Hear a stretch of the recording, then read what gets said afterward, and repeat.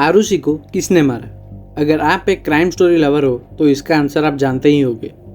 High court के हिसाब से आरुषि के पेरेंट्स राजेश तलवार और नुपुर तलवार को मर्डरर बताया गया। तलवार मूवी जो इसके ऊपर बेस्ड है उसमें भी पेरेंट्स ही मर्डरर्स थे। पुलिस ऑफिसर्स का भी यही मानना था कि पेरेंट्स ही मर्डरर्स है। पर क्या सच में माँ बाप अपने ही हाथों से अपने बच्चे को मार सकते हैं? मेरे हिसाब से नहीं, क्योंकि as a crime story lover मेरे पास एक ऐसा थ्योरी है जो इस केस को सॉल्व कर सकता है। अगर आप भी जानना चाहते हो आरुषि को किसने मारा तो ये वीडियो पूरा देखना। एग्जैक्ट नाम तो नहीं लूँगा, पर देख लो यार, देख लो। 2 महीनों से 24 सब्सक्राइबर पे अटके पड़े हैं, प्लीज़ सब्सक्राइब कर दो यार। 16 मई 2008 सुबह सुबह आरुषि के घर का घंटी बजता है। इस घंटी से नुपुर उठ जाती है एंड डोर खोलने जाती है। उनकी न्यू हाउसमेड भारती मंडल बाहर खड़ी थी। तलवार हाउस का डोर सिस्टम कुछ अलग था, मतलब 3 डोर्स थे। नुपुर सबसे अंदर वाला डोर खोलती है, पर मिडिल डोर बाहर से लॉक था। तो नुपुर भारती को बोलती है कि नीचे जा, मैं चाबी फेंकती हूँ। एंड फेंकने के बाद वो हेमराज के मोबाइल पे कॉल करती है। कॉल पिक भी होता है, पर 1-2 सेकंड के अंदर कट जाता है। इस बीच राजेश तलवार भी उठ चुके थे एंड वो नोटिस करते हैं कि उनका एक स्कॉच बोतल किसी ने पी के टेबल पे रखा है एंड उसमें खून लगा था। तो वो आरुषि के रूम को चेक करने जाते हैं। भारती जब चाबी से डोर खोलने आई तो वो देखती है कि सिर्फ दरवाजा का कुंडी लगा था।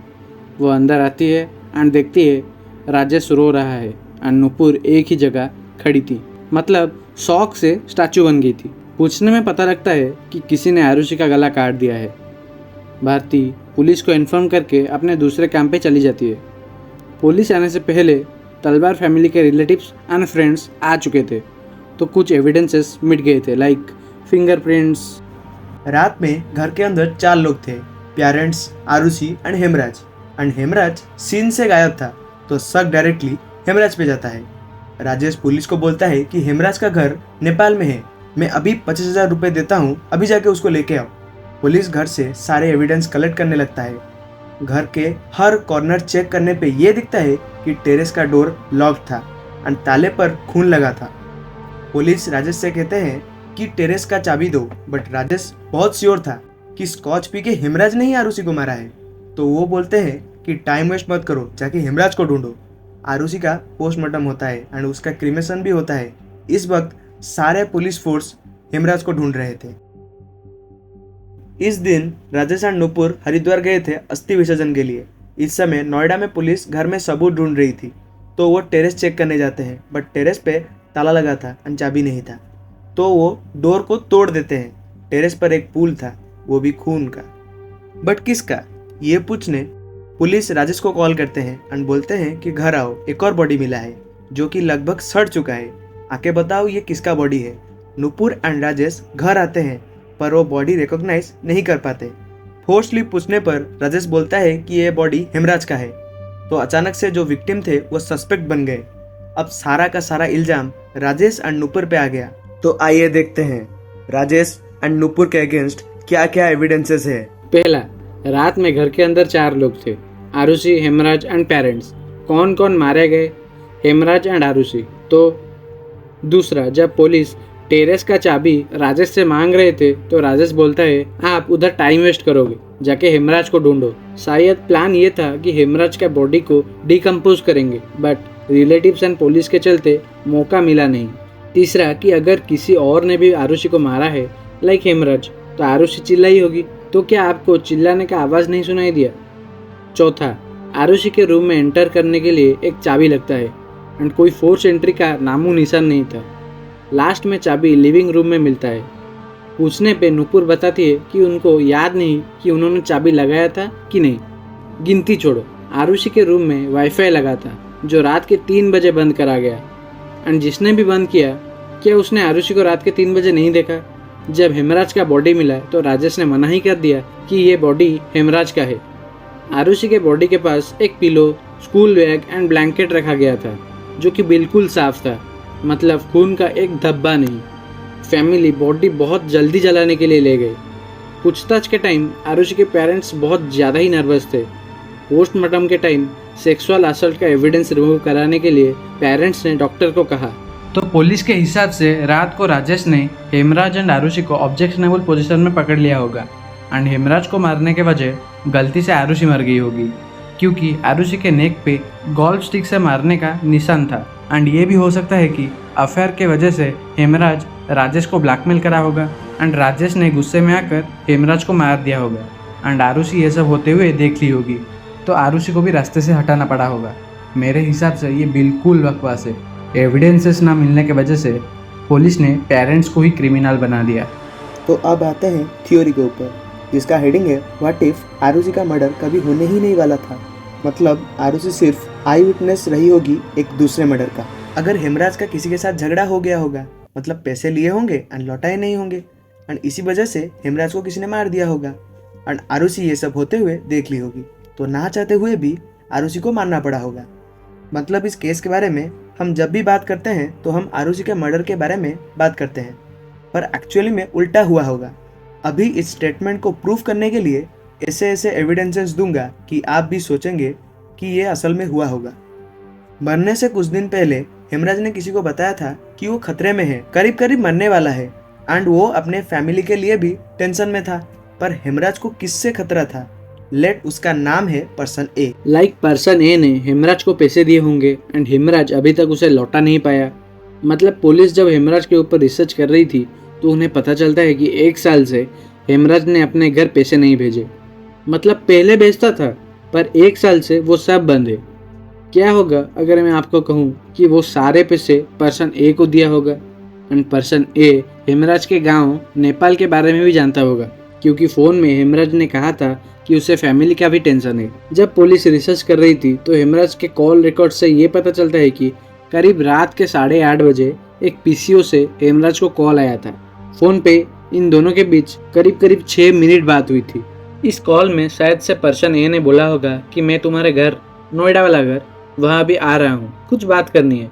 तो जब तलवार फैमिली डिनर कर रही थी उस टाइम पर्सन ए हेमराज के रूम में बैठ के ड्रिंक्स एंजॉय कर रहा होगा। ये बात मैं गारंटी से कह सकता हूँ कि हेमराज को पता था कि ये उसका लास्ट डे होने वाला है, बिकॉज वो बहुत टेंशन में था। पर यह बात मुझे कैसे पता चला? क्या मैं वहाँ था? नहीं, क्योंकि 16 मई के सुबह हेमराज के रूम का चेकिंग चल रहा था। उधर ये देखा गया कि हेमराज ने अपना खाना बिल्कुल चखा भी नहीं एंड पोस्टमार्टम के रिपोर्ट में ये लिखा था कि उसके पेट में कुछ खाना नहीं था। जब सब सोने चले गए होंगे तब ये दोनों, मतलब हेमराज एंड पर्सन ए, दोनों और ड्रिंक्स लिए होंगे एंड पर्सन ए और ड्रिंक्स डिमांड किया होगा एंड हेमराज राजेश का स्कॉच बोतल लेके आया होगा। जैसे जैसे रात बीती होगी वैसे वैसे माहौल थोड़ा गर्म हुआ होगा एंड दोनों टेरेस पे चले गए होंगे कि फैमिली को डिस्टर्ब ना हो। हेमराज ने चाबी खोली होगी एंड दोनों बात करने के लिए ऊपर गए होंगे। बातचीत में माहौल थोड़ा और गर्म हो गया होगा तो पर्सन ए चाकू से अटैक किया होगा। पॉइंट टू बी नोटेड, जब पुलिस हेमराज का बॉडी देख रहा था तो उसके एल्बो पे खरोच थी, तो शायद हेमराज ने भी फाइट बैक दिया होगा, बट एज डिफरेंस के कारण हेमराज हार गया होगा। तो ये सब होते हुए आरुषि ने देख लिया होगा। बट आरुषि इतने रात में बाहर क्यों आई होगी? क्योंकि उनके लैंडलाइन के फोन रिकॉर्ड्स के हिसाब से रात के 12:30 बजे अनमोल नाम का एक बंदा जो कि आरुषि का दोस्त है उसने कॉल किया था। लैंडलाइन का आवाज सुन के आरुषि बाहर आई होगी, पर जब बाहर आई उसने हेमराज का आवाज सुना होगा एंड मदद करने गई होगी, बट उसने गलत चीज होते हुए देख लिया होगा एंड देख के भागी होगी। पर उस बंदे ने उस पर कुछ फेंका होगा जिसका मार्किंग्स भी थे आरुषि के बॉडी के ऊपर। बट क्या आरुषि चिल्लाई नहीं होगी? हाँ, बिल्कुल चिल्लाई होगी, बट थ्रोट इन्फेक्शन के कारण वो आवाज़ पेरेंट्स तक गई नहीं होगी एंड पेरेंट्स का एसी भी बहुत आवाज़ करता है, सो इट्स पॉसिबल। आरुषि को मारने के बाद वो बंदा आरुषि के रूम में ही बैठा होगा एंड प्लान बनाया होगा। रात के 3 बजे वाईफाई बंद हुआ था, जैसे कि मैंने आपको पहले बताया था।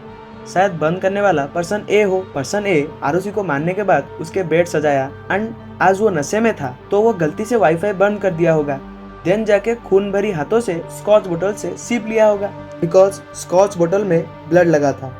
एंड फिर टेरेस को लॉक करके हेमराज के रूम से सारे सबूत मिटा के मिडिल डोर का कुंडी लगा के बाहर चला गया होगा। ये थ्योरी बहुत ही अच्छी तरह से फिट बैठती है अगर हम ये सारे एविडेंसेस को देखें। घर के अंदर अननोन फिंगरप्रिंट्स थे जो कि सस्पेक्ट्स एंड विक्टिम्स के नहीं थे। Unknown fingerprint on the scotch button. रात के 8:30 बजे पीसीओ से कॉल आया था एंड सुबह जब नूपुर ने कॉल किया था तो वो फ़ोन किसी ने उठाया था एंड 1-2 सेकंड के अंदर कट कर दिया था। ये सारे घर से विद इन 1 किलोमीटर के एरिया के अंदर हुआ था। हेमराज के रूम में ड्रिंक्स मिलना, हेमराज डिनर ना खाना, हेमराज के एल्बो पे स्क्रैचेस, टेरेस की चाबी खो जाना, हेमराज अपने घर पैसे ना भेजना, कॉल पे बताना कि उसकी जान को खतरा है एंड लास्टली मिडिल डोर का कुंडी। आप खुद एक बार सोचो, ये सारे चीज़ें फिट बैठती है। सिर्फ इतना ही नहीं, पेरेंट्स बेगुनाह हैं इसके पॉइंट्स भी बता सकता हूँ। लाइक जब पुलिस ने टेरेस का चाबी मांगा तब राजेश ने क्यों बोला कि उधर कुछ नहीं है, हेमराज को जाके ढूंढो। बिकॉज जब राजेश ने देखा कि अपनी खुद की बेटी मर गई है एंड हेमराज घर में नहीं है, घर बाहर से लॉक है, तो सारा का सारा शक हेमराज पे जाएगा ऑब्वियसली। तलवार मूवी में ये दिखाया था कि उनका एसी बहुत ज़ोर से आवाज़ करता था, तो ये सच भी हो सकता है एंड इसके वजह से उन्होंने सच में कोई चीखें सुनी नहीं होंगी। एंड आरुषि को भी थ्रोट इन्फेक्शन था। आरुषि के रूम में जाने के लिए चाबी लगता है, पर रात के 12:30 बजे अनमोल का कॉल आया था एंड आरुषि गेट खोल के बाहर आई होगी। एंड ऐसा होगा कि नुपुर सच में भूल गई होगी लॉक करने के लिए। वाईफाई के बारे में मैंने से बताया कि पर्सन ए नशे में वाईफाई बंद कर दिया होगा। जब हेमराज का बॉडी मिला तब राजेश ने मना कर दिया कि ये बॉडी हेमराज का नहीं है, बिकॉज राजेश श्योर था कि हेमराज ही मर्डरर है। पर जब हेमराज का बॉडी देखता है तो वो गुस्से में या शौक से उसे पहचानने से मना कर देता है। जल्दी क्रिमेशन करने का लॉजिक बिल्कुल वाहियात है, बिकॉज पुलिस एंड डॉक्टर्स ने बोला था कि सब कुछ क्लियर हो गया है एंड क्रिमेशन आप कर सकते हो। एंड जो पोस्टमार्टम रिपोर्ट से सेक्सुअल असल्ट एविडेंस रिमूव करने का बात है, हर पेरेंट्स चाहेंगे कि मरने के बाद उनकी बेटी का इज्जत ना डूबे, तो इसलिए वो रिमूव करने बोले होंगे। एंड जब अफेयर के बात आता है तब मैं इसके बारे में कुछ नहीं कह सकता। ये थ्योरी पूरा गलत भी हो सकता है। पुलिस एंड कोर्ट्स अपने काम में माहिर है, but after Pune Porsche case ये ठीक से कहा नहीं जा सकता। ये केस के बारे में जब भी कोई बात करता है तो पहले आरुषि की बात होती है एंड हेमराज के बारे में जैसे सब भूल ही गए हैं। पर इस थ्योरी के बाद ये बोला जा सकता है कि हेमराज को मारने पर्सन ए आया था एंड आरुषि आई विटनेस बनने के कारण मारी गई। ऐसे कंटेंट आते रहेंगे। Crime reads signing of.